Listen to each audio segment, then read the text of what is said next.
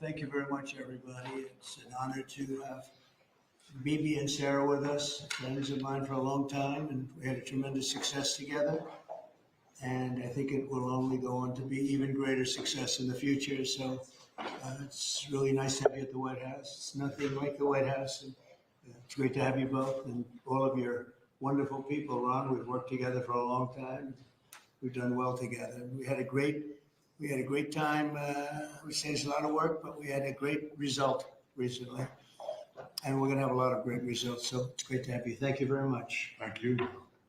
I want to express the appreciation and admiration, not only of all Israelis, but of the Jewish people and many, many admirers around the world for your leadership of the free world, your leadership of a just cause, and the pursuit of peace and security which you're leading in many lands, but now especially in the Middle East. We have great opportunities. The President has an extraordinary team, and I think our teams together make an extraordinary combination to meet challenges and seize opportunities. But the President has already realized great opportunities. He forged the Abraham Accords. He's forging peace as we speak in one country, in one region after the other. So I want to present to you, Mr. President, the letter I sent to the Nobel Prize Committee. It's nominating you for the Peace Prize, which is well deserved, and you should get it. Thank you very much. This I didn't know. Wow. Thank you very much. Thank you. Coming from you in particular, this is very meaningful. Thank you very much, Bibi. Thank you. Thank you for everything you're doing. Thank you. It's a great honor. Thank you. Thank you very much, everybody. Appreciate it. Have you spoken with any of the families of the victims of Texas flood? And can you talk about what you would like to do when you travel there on Friday? Well, we're going to just make it as comfortable as possible for the state of Texas. They have a great governor. They have wonderful senators. They have wonderful representatives, and we're going to work together with them. And we have been working really very hard.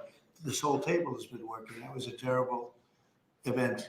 You saw that maybe where Texas was just absolutely so badly hurt by something that was a big surprise late in the evening. So we'll be working with the governor and all of the people of Texas. We'll be going on Friday. Mr. President, there was a security incident in northern Gaza today, right around the time that the Prime Minister was meeting the Secretary of State. This was the Wickoff. Does that, a number of IDF soldiers reportedly been injured, possibly killed, does that in any way put a wrinkle in the ceasefire negotiations with Hamas? I don't think so. They want it. They want to meet and they want to have that ceasefire. So I don't think so. Steve, could you respond to this? You know about it? Well, I think it's terribly unfortunate. We were just talking about it, how tragic it is, but we have an opportunity to finally get a peace deal, Mr. Prime Minister, as we discussed, and I'm hopeful for it very quickly. Mr. President,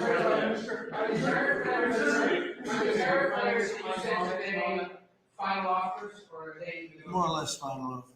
So South Korea, Japan. Look, we're always subject to negotiate something that's fair, but we've talked to most of the countries, and pretty much they've had their way for many, many decades, as you know. And it was time that we just wanted fairness. This is not really equitable from our standpoint because it's just a small token by comparison to the damage that's been done over the years. But we had no other president that was willing to do this. I did it in my first term with China and others. We took in hundreds of billions of dollars of tariffs, no inflation, the most successful period of time that we've ever had financially in the country. The first term, I think this term is going to be much better, even much better than that. That was the best ever, and this is going to be, I think, substantially better. And we're on the way to doing that. We've already taken in over $100 billion worth of tariffs, and we haven't even started. And all I say to the other countries is, some of them wanted to make a deal and want to be fair. Others perhaps got a little bit spoiled. They were a little bit spoiled because for 30, 40 years, 50 years, they were taking advantage of the country. So we're going to, I would say final, but if they call with a different offer and if I like it, we'll do it. The August deadline, is the August one like firm now? Is that it? I would say firm, and No, I would say firm, but not 100% firm. If they call up and they say, would like to do something a different way, we're going to be open to that. But essentially, that's the way it is right now. Yeah. Mr. President, is your Palestinian relocation plan still on the table? Is there a plan? Has that heard any progress in finding You countries know, to accept? maybe why don't I let you answer that question? Mr. President, Wait a regarding. minute, wait, he's got to answer. Oh, that I'm question. sorry. I think President Trump had a brilliant vision. It's called free choice. You know, if people want to stay, they can stay. But if they want to leave, they should be able to leave. It shouldn't be a prison. It should be an open place and give people a free choice. We're working with the United States very closely about finding countries that will seek to realize what they always say, that they want to give the Palestinians a better future. And those who, and I think we're getting close to finding several countries, and I think this will give, again, the freedom to choose. Palestinians should have it, and I hope that we can secure it close by. And we've had great cooperation from surrounding Israel, surrounding countries, great cooperation from every single one of them. So something good will happen. Brian, did you have Yes, something? Mr. President, you mentioned before, you want to go down to your legacy as a peacemaker. Are we in the last chapter of closing out peace amongst this conflict now and all the other ones that are working on?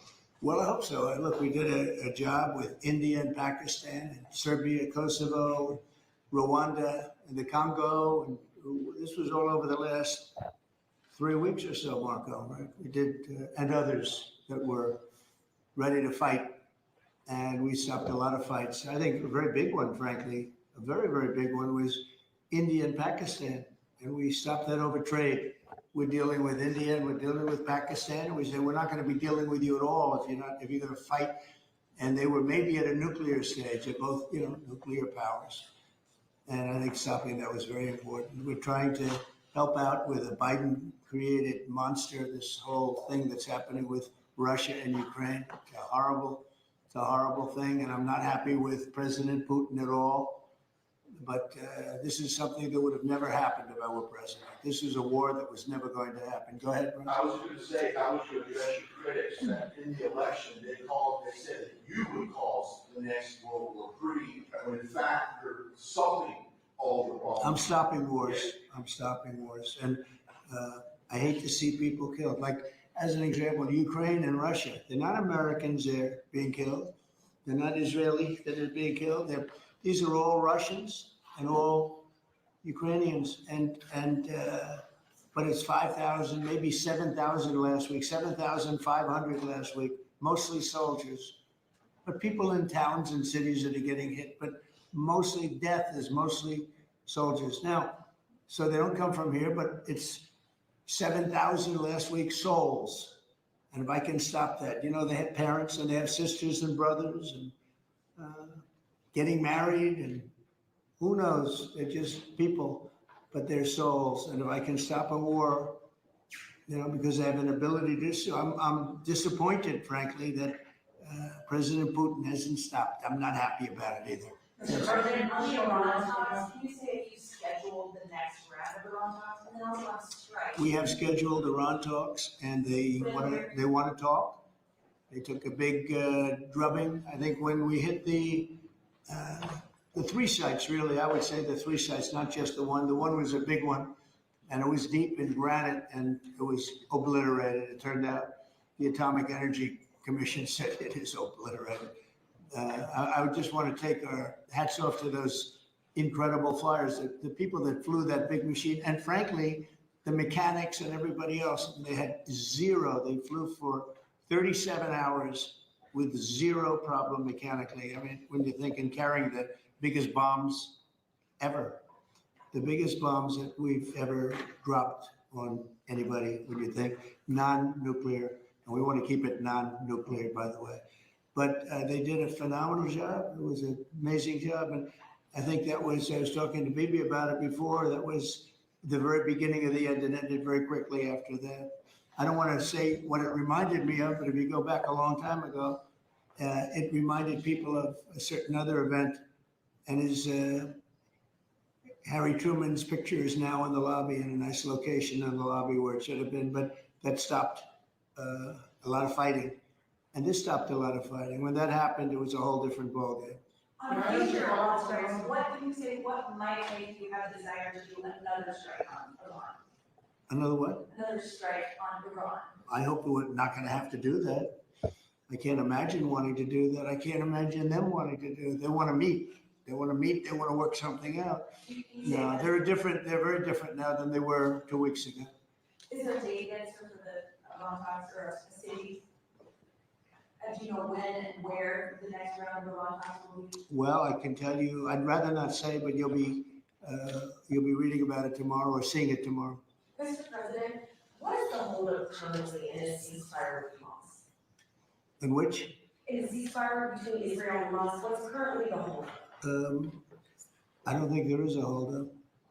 I don't think there's a holdup. I Do you think that you're I think things are going along very well. We just, left each other, and it was not a pleasant period of a few days. It was a little longer than a few days, but this was not a pleasant period of time. And, we were, at the end, 14 missiles were shot, and every single missile was shot out of the air. It was pretty amazing. That was sort of the end. And they told us they were coming and where they were and what time they were coming. And they said, if you'd like to have a different time, we'll do that. And that's respect when they do that. I appreciated that they did that. There was no surprise. We got the soldiers out of the base in Qatar, in this case. But they knew they were coming. 14 missiles were coming. 1 o'clock, they said, would you like to make it later? They said, no, let them come at 1 o'clock. And at 1 o'clock, everybody was, as you know, over 5,000 people left the base. And we had 3 gunners and 3 assistants. And out of the 14 that were shot, all 14 were knocked out. And that was the end. That was about it. And we had a rough time. But sometimes you need the rough time in order to get. I think things are going to be really settled down a lot in the Middle East. And they respect us, and they respect Israel. They respect a lot of things that took place. Nobody's ever seen equipment like what we sent over to knock out those sites. But when those sites were knocked out, it essentially, that was the end. Do you think that there can be a two-state solution that creates an independent? I don't know. I'd ask Bibi that question. You have the greatest man in the world to answer that age-old question, two-state. Go ahead, you give him your honest answer. I think the Palestinians should have all the powers to govern themselves, but none of the powers to threaten us. And that means that certain powers, like overall security, will always remain in our hands. Now, that is a fact, and no one in Israel will agree to anything else because we don't commit suicide. We want life, we cherish life for ourselves, for our neighbors, and I think we can work out a peace between us and the entire Middle East with President Trump's leadership, and by working together, I think we can establish a very, very broad peace that will include all our neighbors. Mr. President, a question on Iran.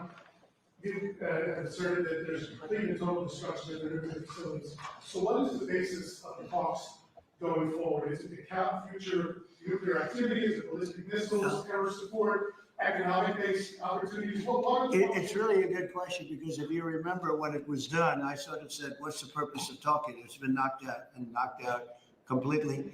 But they've requested a meeting, and I'm going to go to a meeting, and if we can put something down on paper, that will be fine. That'll be good. I think they've gained a lot of respect for us. I think they've gained a lot of respect for Israel also. But they would like to meet, and we're going to have a meeting. Steve, when is that meeting going to be? Do you want to say? Rather, very quickly, in the next week or so. So we'll see what happens. I think it would be nice to memorialize it, put it down, but because of the incredible result of that attack, if you want to call it an attack, I didn't think it was necessary to have it in writing. I think we spoke. I mean, that speaks much louder than writing. But I can also understand why they'd want it. And they've been very nice. They've been very respectful. And it began by them telling us about 14 they had to do. You know what 14 represents, right? Do you know what 14 represents? Right? You know that, right? The number of bombs dropped. So it was representative. We got them all. Your future. Yeah, please, behind you, please. No, you. So this is a question to the Prime Minister. The likely next mayor of New York City, Zoran Mamdani, the Democratic Socialist, the vocal critic of Israel and of yourself, and has said he would arrest you if you came to New York City if he was mayor. Is that something you take seriously, or are you concerned about that? Do you have a response to that? No, I'm not concerned about that. I'll get him out.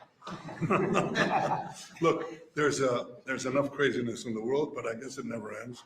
I mean, you have, this is folly. And it's, it's silly in many ways because it's just not serious.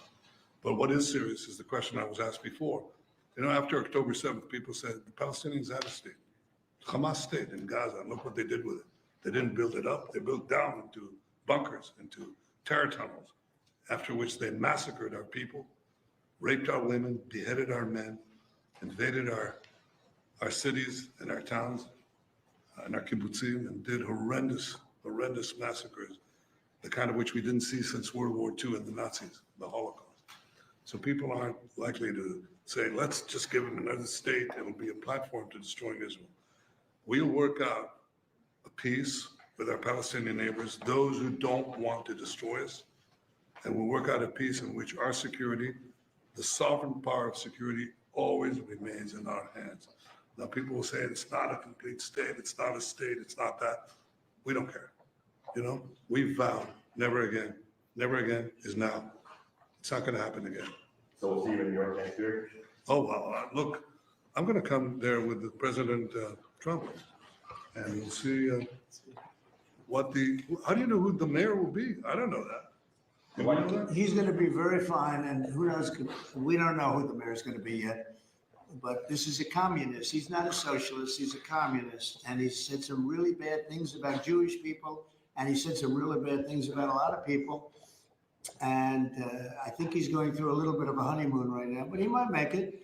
But, it all comes through the White House. He needs the money through the White House. He needs a lot. He's going to behave. He'll behave. He better behave. Otherwise, he's going to have big problems. But it's a philosophy that this country is not ready for, and it never will be. By the way, we have a man with us who thought this was going to be a very glamorous, easy job. He's the ambassador to Israel, Mike Huckabee, former governor, former everything. I'd say he's a former everything, and respected and loved by everybody. And he loves Israel. He loves the state of Israel, and nobody loves it much more. And he's not Jewish, and he loves Israel. And he wanted to be there. I said, Mike, it could be dangerous. No. Well, at least I was right about that. He was in every bunker you can be in. He was running around from bunker to bunker, but he's still with us, fortunately, and he's done a great job. Would you say a few words, Mike?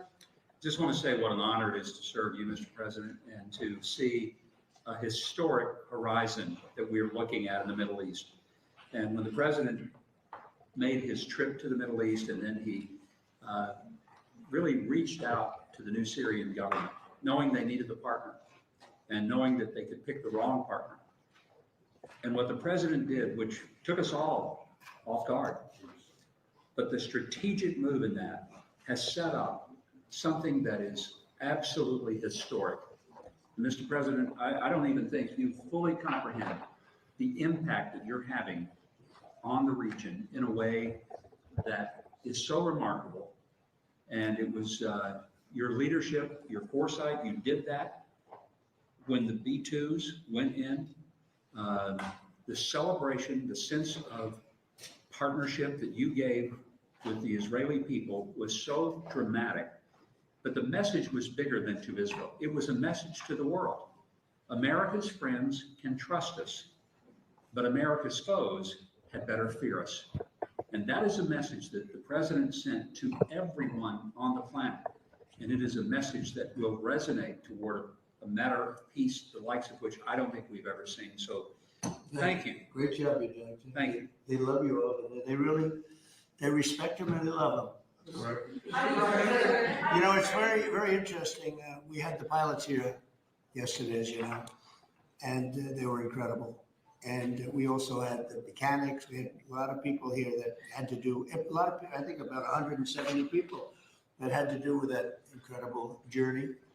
a journey that could have been horrible. You remember what happened with Jimmy Carter with the helicopters and all of the problems and ultimately hostages. We had the exact opposite. Everything was perfect. It worked perfectly. But I didn't realize, I was saying to one, is this something that you felt strongly about? Absolutely, sir. I couldn't wait. I said, better than you, really better you than me. But they couldn't wait.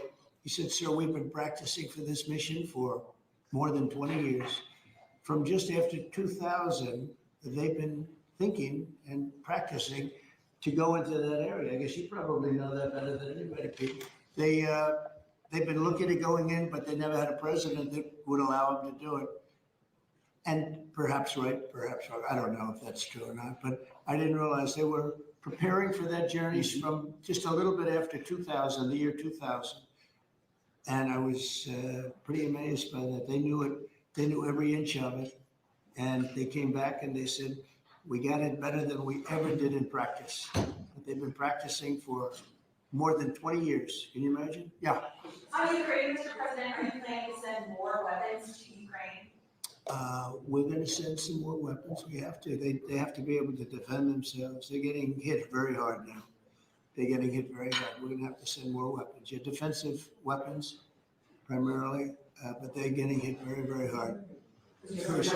So many people are dying in that mess. Mr. President, the one big beautiful bill now signed into law by you, what would you like congressional Republicans to turn to? All they have to do now is talk about how good it is. The biggest tax cuts ever.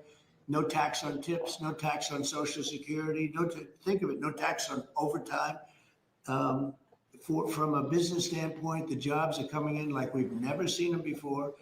As soon as that was signed, there were 9 factories that announced that they were building the 1-year deductibility, things that from a business standpoint, you'd understand.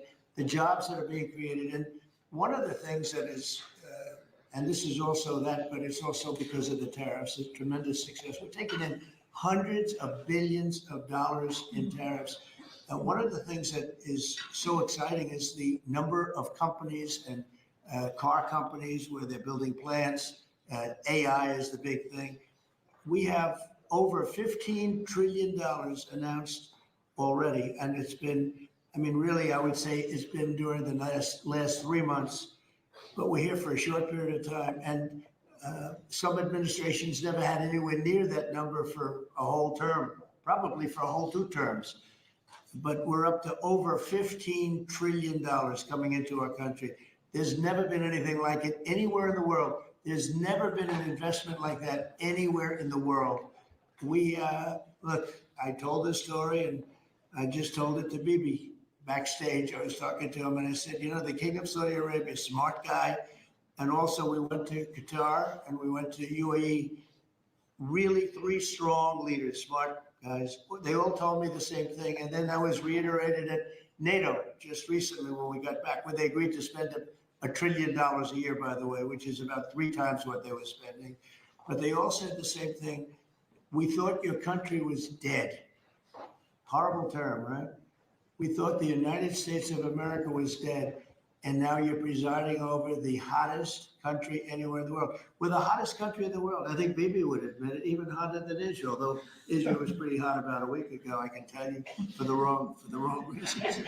But we are the hottest country in the world right now, and it happened faster than anybody thought possible. But we have over $15 trillion, and that means jobs, and that means building, and that means things like we've never seen before. So all we can do is keep working hard. There'll be always surprises. Some of the surprises are going to be bad surprises.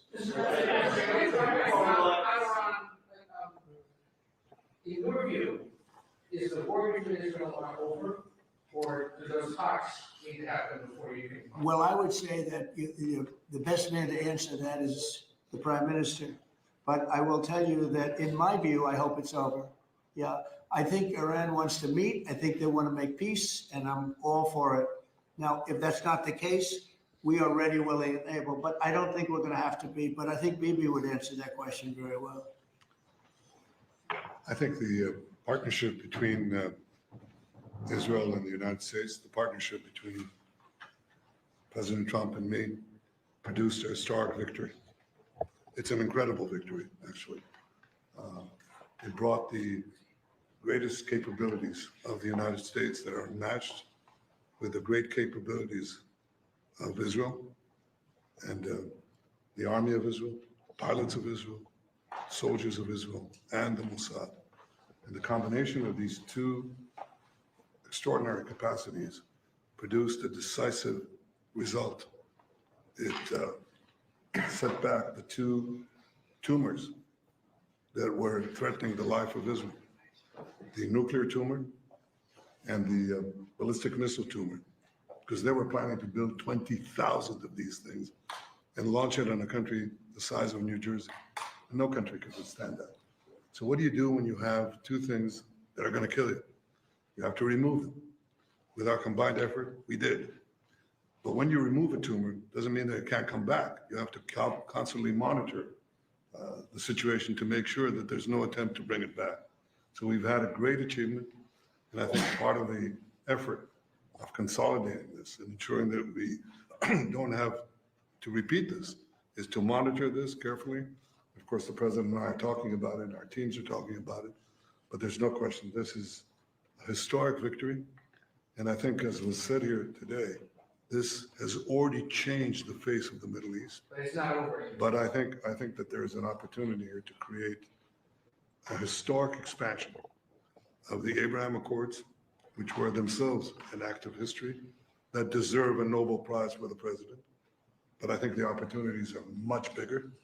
And I hope, I'd like to believe that Iran would not test our fortitude because it would be a mistake. It's better to go a different way. Do you believe the regime change is still necessary here? I think it's up to the people of Iran.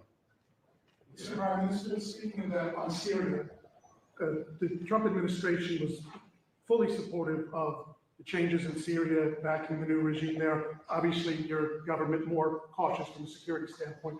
Are you comfortable with the pace of change in the security situation vis-a-vis Syria right now?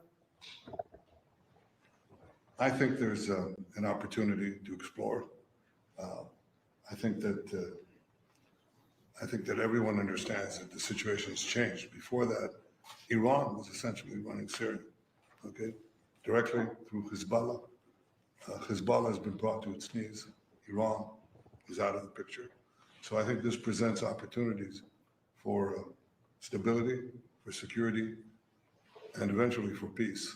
And I think that's been opened up also by the fact that the president has opened up a channel.